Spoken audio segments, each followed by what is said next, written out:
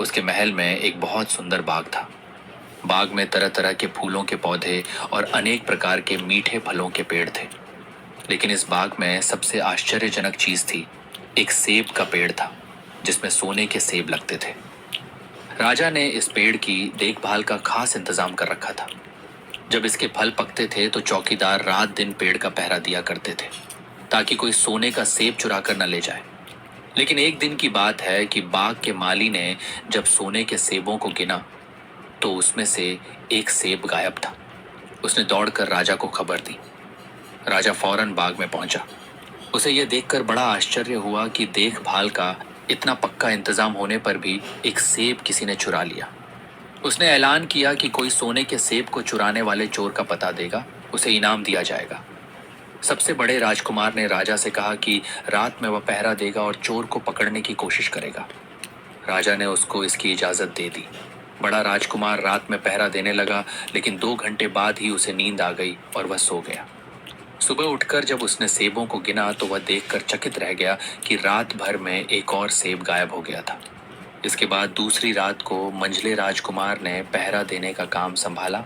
उसे भी नींद आ गई और तीसरा सेब चोरी हो गया। राजा बहुत चिंतित था। दरबारियों की भी समझ में नहीं आ रहा था कि क्या किया जाए। सब लोग उदास बैठे थे कि इतने में सबसे छोटा राजकुमार आया और उसने कहा कि आज की रात मैं पहरा दूंगा और चोर को पकड़ूंगा। राजा इस राजकुमार से खुश नहीं रहता था। वह उसे मूर्ख भी मानता था। उसने उसे डांटते हुए कहा, तुम क्या समझते हो? क्या तुम्हें इसमें सफलता मिलेगी? तुमसे बड़े और तुमसे ज्यादा समझदार दोनों राजकुमार इस काम में असफल हो चुके हैं। तुम जाओ, अपना काम करो। लेकिन छोटा राजकुमार नहीं माना। उसने राजा से प्रार्थना की कि उसे एक मौका जरूर दिया जाए। अंत में राजा राजी की हो गया। राजकुमार रात में पहरा देने लगा। उसने तय किया कि वह किसी भी हालत में नहीं सोएगा और चोर को जरूर पकड़ेगा। जब आधी रात हुई और 12 बजे का आखिरी घंटा बजा तो राजकुमार ने देखा कि एक सुंदर सोने की चिड़िया कहीं से उड़ती हुई आई और सेब के पेड़ पर बैठ गई। उसने देखते देखते सोने का एक सेब तोड़कर अपनी चोंच में पकड़ लिया। राजकुमार ने फौरन निशाना साधकर तीर चला दिया, लेकिन तीर चिड़िया को नहीं लगा और वह पंख फड़फड़ाकर उड़ गई। हाँ, इतना अवश्य हुआ कि उसका एक सुनहरा पंख टूटकर जमीन पर आ गिरा। दूसरे दिन सुबह राजकुमार ने राजा को सारी बात बता दी और वह सोने का पंख उनके सामने रख दिया। पंख इतना सुंदर और इतना कीमती था कि राजा उसे देखता ही रह गया। उसने कहा, अगर उस चिड़िया का एक पंख इतना सुंदर है तो वह पूरी चिड़िया कितनी सुंदर होगी। मैं चाहता हूं कि उस चिड़िया को कोई पकड़ लाए। सबसे पहले बड़ा राजकुमार इस काम के लिए रवाना हुआ। चलते चलते वह एक जंगल में पहुंचा। वहां उसने एक लोमड़ी को एक पेड़ के नीचे आराम करते हुए देखा। राजकुमार ने मौका देखकर तीर अपने धनुष पर चढ़ा लिया। वह तीर छोड़ने ही जा रहा था कि लोमड़ी ने चिल्लाकर कहा, राजकुमार, मुझे मत मारो। पता है कि तुम सोने की चिड़िया की खोज में निकले हो। तुम मेरी राय मानो तो तुम्हारा काम जल्दी ही पूरा हो जाएगा। तुम इसी रास्ते से सीधे चले जाओ। शाम होने पर तुम एक गांव में पहुंचोगे। वहां तुम्हें आमने सामने 2 धर्मशाला मिलेंगी। एक धर्मशाला खूब सजी सजाई और सुंदर सी होगी, लेकिन तुम उसमें मत ठहरना। तुम उसके सामने वाली दूसरी धर्मशाला में ठहरना, जो बहुत मामूली और देखने में भी भद्दी सी होगी। ऐसा करने पर तुम्हारा काम आसानी से पूरा हो जाएगा। लोमड़ी का बात सुनकर राजकुमार को हंसी आ गई। उसने डांट कर कहा, भाग जा यहाँ से, मुझे तुम्हारी सलाह की जरूरत नहीं है।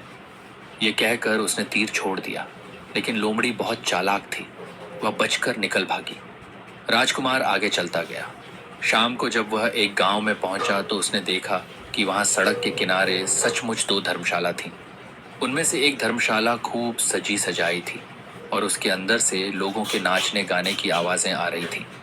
दूसरी धर्मशाला भद्दी सी थी और वहां अंधेरा घिरा हुआ था।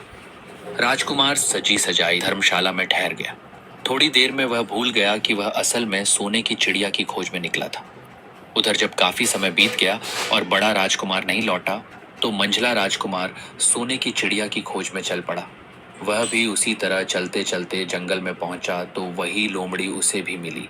इस राजकुमार ने भी लोमड़ी की बात पर कोई ध्यान नहीं दिया। जब वह शाम को उस गांव में पहुंचा तो बड़े राजकुमार की तरह सजी सजाई धर्मशाला में ठहरा। वहां के नाच रंग में मस्त होकर वह भी अपना काम भूल गया। यहाँ तक कि उसे घर लौटने की भी ध्यान न रही। अंत में सबसे छोटे राजकुमार ने राजा से कहा कि मैं सोने की चिड़िया की खोज में जाऊंगा। राजा को विश्वास था कि जब उससे बड़े दोनों राजकुमार इस काम में सफल नहीं हुए तो इसे और भी सफलता नहीं मिलेगी। लेकिन उसके जिद करने पर राजा ने उसे इजाजत दे दी। छोटा राजकुमार तैयार होकर सोने की चिड़िया की खोज में निकला। जंगल में उसे भी लोमड़ी मिली। राजकुमार ने लोमड़ी की बात को ध्यान से सुना और लोमड़ी से कहा, ठीक है, तुम जैसे कह रही हो मैं वैसा ही करूंगा। अब तुम जाओ, मैं तुम्हें नहीं मारूंगा। इस पर लोमड़ी खुश होकर बोली, तुम सबसे अच्छे लड़के मालूम होते हो। तुमने मेरी बात बात का मजाक नहीं उड़ाया और मुझ पर तीर नहीं चलाया। मैं तुमसे खुश हूं और तुम्हारी मदद करूंगी। आओ, तुम मेरी पूंछ पर बैठ जाओ, मैं तुम्हें उस धर्मशाला तक पहुंचा देती हूँ। देखते देखते लोमड़ी की पूंछ काफी बड़ी हो गई और राजकुमार उस पर बैठ गया। उसके बैठते ही लोमड़ी हवा में उड़ने लगी और थोड़ी ही देर में मैदानों और पहाड़ों को पार करके उसी गांव में जा पहुंची। राजकुमार ने उसकी सलाह को मानकर छोटी और पुरानी धर्मशाला में ही डेरा डाल दिया और राजकुमार उस पर बैठ गया। उसके बैठते ही लोमड़ी हवा में उड़ने लगी और थोड़ी ही देर में मैदानों और पहाड़ों को पार करके उसी गांव में जा पहुंची। राजकुमार ने उसकी सलाह को मानकर छोटी और पुरानी धर्मशाला में ही डेरा डाल दिया। वह दूसरी सजी सजाई धर्मशाला से दूर ही रहा। दूसरे दिन सुबह उठकर जब वह आगे बढ़ा तो कुछ दूर चलने पर उसे वह लोमड़ी फिर से रास्ते में मिल गई। लोमड़ी ने उससे कहा, अब मैं तुम्हें बताती हूं कि आगे तुम्हें क्या करना चाहिए। तुम सीधे चलो। आगे चलने पर तुम्हें एक बहुत बड़ा किला मिलेगा जिस पर सिपाही लोग पहरा दे रहे होंगे। तुम सिपाहियों से डरना मत और सीधे अंदर चले जाना, क्योंकि वे इस समय सो रहे होंगे। तुम बेधड़क होकर किले में घुसते चले जाना और उनके कमरों को पार करते हुए उस जगह पहुंच जाना जहां लकड़ी के एक मामूली से पिंजरे में सोने की चिड़िया बंद है। तुम चिड़िया को पिंजरे सहित उठाकर किले से बाहर ले आना। चिड़िया के पिंजरे के पास ही एक बहुत सुंदर सा सोने का पिंजरा भी रखा होगा। तुम भूलकर भी चिड़िया को उस पिंजरे में मत रखना, मगर तुम उसे लकड़ी के पिंजरे में से निकाल कर सोने के पिंजरे में रखने की कोशिश करोगे तो बाद में पछताओगे। यह कहकर लोमड़ी ने राजकुमार को फिर से अपनी पूंछ पर बिठाया और थोड़ी ही देर एक सुंदर से पिंजड़े पर पड़ी। वह पिंजड़ा बहुत सुंदर था और उसमें तरह तरह के कीमती पत्थर जड़े हुए थे। सोने की चिड़िया के लिए वही पिंजरा ठीक मालूम पड़ता था। राजकुमार लोमड़ी की बात को भूल गया और उसने सोने की चिड़िया को लकड़ी के पिंजरे से निकालकर सोने के पिंजरे में बंद कर दिया। लेकिन नए पिंजरे में आते ही चिड़िया ने खूब जोर जोर से शोर मचाना शुरू कर दिया। राजकुमार पिंजरे को उठाकर कमरे से बाहर भी नहीं निकल पाया था कि बहुत से सिपाही कमरे में घुस आए और उन्होंने राजकुमार को पकड़ लिया। अब राजकुमार को अपनी भूल का पता चला। उसे याद आया कि लोमड़ी ने उससे क्या कहा था। लेकिन अब राजा के पूछने पर राजकुमार ने सारी बात कह सुनाई। राजा बोला, तुम मेरे महल में चोरी करने के लिए गुस्से थे। मैं तुमको माफ नहीं कर सकता। तुम्हें फांसी की सजा दी जाएगी, लेकिन मैं तुम्हें एक मौका देता हूं। अगर तुम मेरे लिए सोने का घोड़ा ला दो तो मैं न सिर्फ तुम्हें छोड़ दूंगा, बल्कि सोने की चिड़िया भी तुमको दे दूंगा। राजकुमार को अपनी जान बचाने के लिए राजा की शर्त माननी पड़ी। अब वह सोने के घोड़े की तलाश में निकला। किले के बाहर जाने पर उसने देखा कि लोमड़ी का उसका इंतजार कर रही है। उसने लोमड़ी को सारी बातें बताईं। लोमड़ी ने निराश होते हुए कहा, मैं अब तुम्हारी कोई मदद नहीं करूंगी। तुमने मेरे कहने के अनुसार नहीं किया। मैंने जिस तरह से कहा था, अगर तुम उस तरह से काम करते तो इस मुसीबत में नहीं फंसते और सोने की चिड़िया तुम्हें मिल जाती। राजकुमार बोला, इस बार मुझे माफ कर दो, मुझसे गलती हो गई। मेरा काम तुम्हारी सहायता के बिना नहीं चलेगा।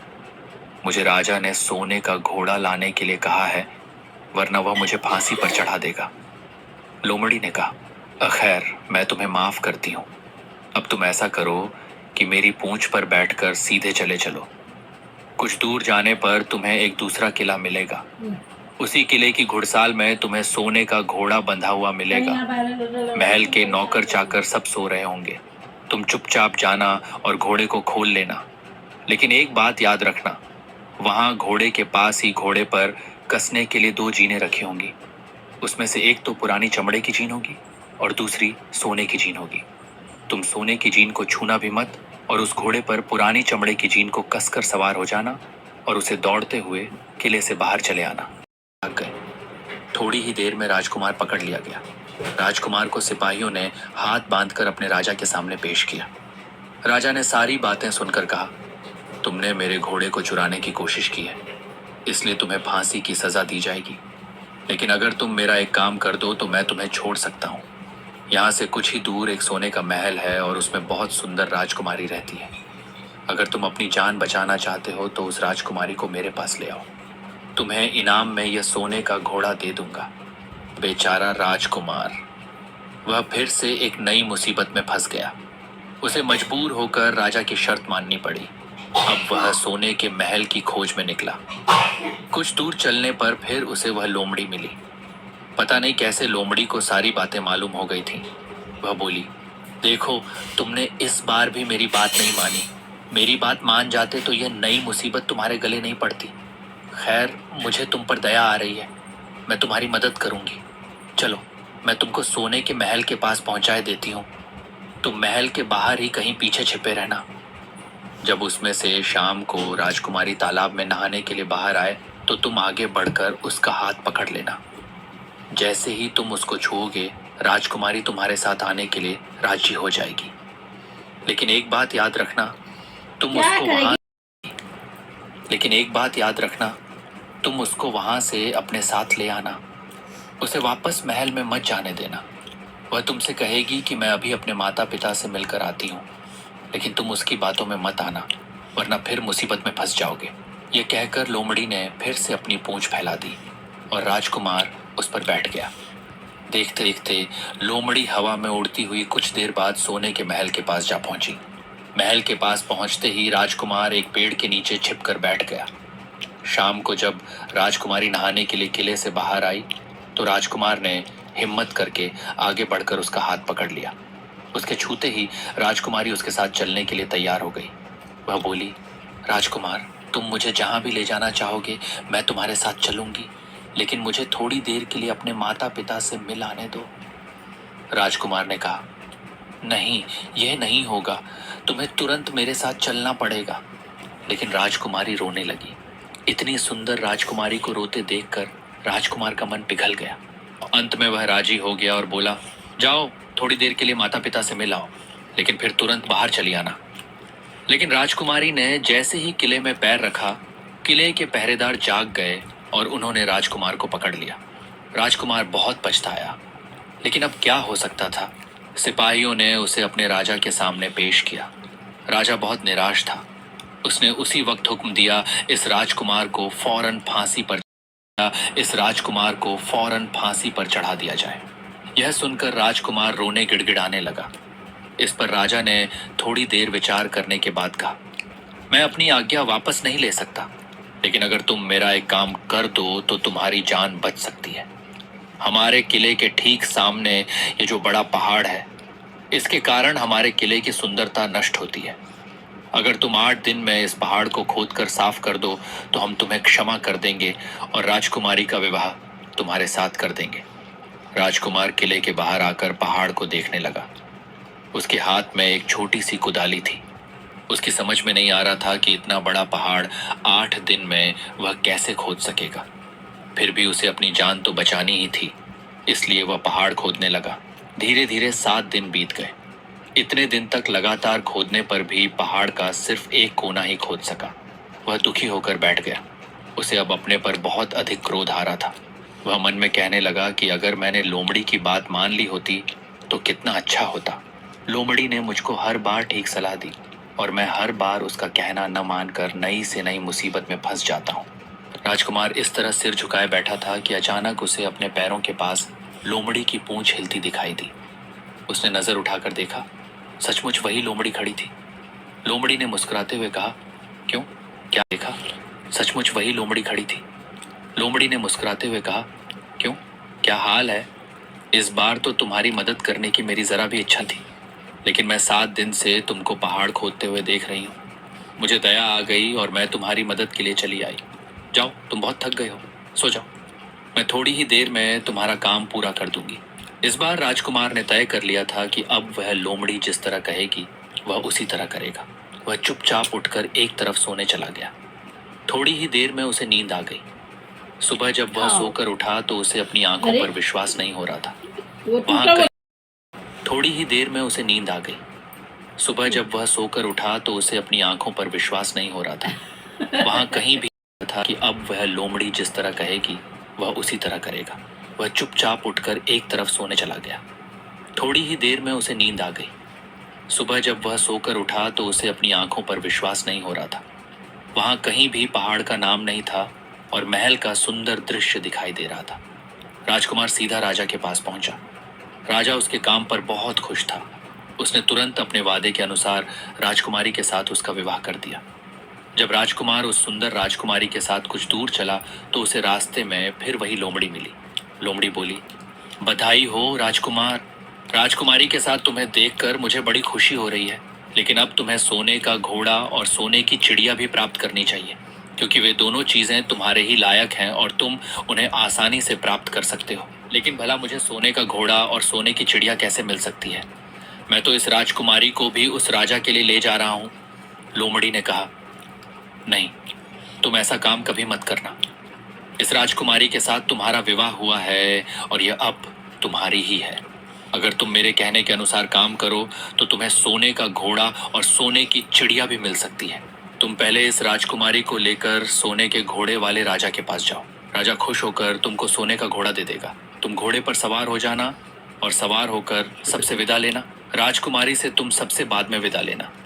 जैसे ही तुम राजकुमारी के पास पहुंचो, तुम उसे हाथ से पकड़कर घोड़े के ऊपर खींच लेना और घोड़े को दौड़ा देना। सोने का घोड़ा इतना तेज दौड़ता है कि दुनिया का तेज से तेज घोड़ा भी उसकी बराबरी नहीं कर सकता। जाओ, तुम पहले इतना काम पूरा करो। इसके बाद आगे का काम मैं तुम्हें बाद में बताऊंगी। मैं तुम्हें वहां रास्ते में मिलूंगी। राजकुमार ने ठीक वैसा ही किया जैसा लोमड़ी ने उससे कहा था। जब सोने के घोड़े वाले राजा ने खुश होकर उसे इनाम में सोने का घोड़ा दिया तो राजकुमार उस पर सवार हो गया और उससे विदा लेने लगा। अंत में वह राजकुमारी को उठाकर घोड़ा को तेजी से दौड़ाता हुआ किले से बहुत दूर निकल आया। रास्ते में एक पेड़ के नीचे लोमड़ी उसका इंतजार कर रही थी। उसे देखकर लोमड़ी बोली, शाबाश, अब तुम सोने की चिड़िया भी प्राप्त कर लो। जब तुम सोने की चिड़िया वाले राजा के पास पहुंचोगे तो वह इस घोड़े को देखकर बहुत खुश होगा। तुम उससे कहना कि पहले सोने की चिड़िया का पिंजरा मेरे हाथ में दे दो, तब मैं यह घोड़ा तुमको दूंगा। जब वह पिंजरा तुम्हारे पास लाए तो तुम पिंजरा उस हाथ से छीन लेना और घोड़े को दौड़ा देना। बस ऐसे चिड़िया तुमको मिल जाएगी और कोई तुम्हें पकड़ भी नहीं सकेगा। इस बार भी राजकुमार ने ठीक वैसा ही किया। वह राजकुमारी के साथ ही घोड़े पर बैठा रहा और जब राजा ने उसके हाथ में सोने की चिड़िया का पिंजरा दिया तो उसने देखते देखते लात मार दी और सोने का घोड़ा हवा से बातें करने लगा। कुछ दूर चलने पर लोमड़ी उसे मिली। राजकुमार ने उससे कहा, तुमने मेरी बड़ी मदद की है। तुम्हारी वजह से मुझे न सिर्फ सोने की चिड़िया मिली बल्कि सोने का घोड़ा और इतनी सुंदर राजकुमारी भी मिल गई। बताओ, मैं तुमको क्या इनाम दूं? मैं तुमको कुछ न कुछ जरूर देना चाहता हूँ। लोमड़ी ने कहा, अगर तुम खुश हो तो मेरा एक काम कर दो। तुम एक तीर चलाकर मुझे मार दो। इस समय तुम यही सबसे बड़ा काम मेरे लिए कर सकते हो। राजकुमार ने कहा, भला ये कैसे हो सकता है? तुमने मेरी इतनी मदद की और मैं बदले में तुम्हें मार दूं? मुझसे ये नहीं होगा। यह सुनकर लोमड़ी बड़ी दुखी हुई और बोली, अगर तुम मेरा यह काम नहीं कर सकते तो फिर ठीक है, जाओ। लेकिन मैं तुम्हारी भलाई के लिए ही कह रही हूँ कि तुम दो बातें जरूर याद रखना। एक तो तुम किसी कुएं की दीवार पर मत बैठना और दूसरे तुम ऐसे लोगों के लिए धन मत खर्च करना जिन्हें फांस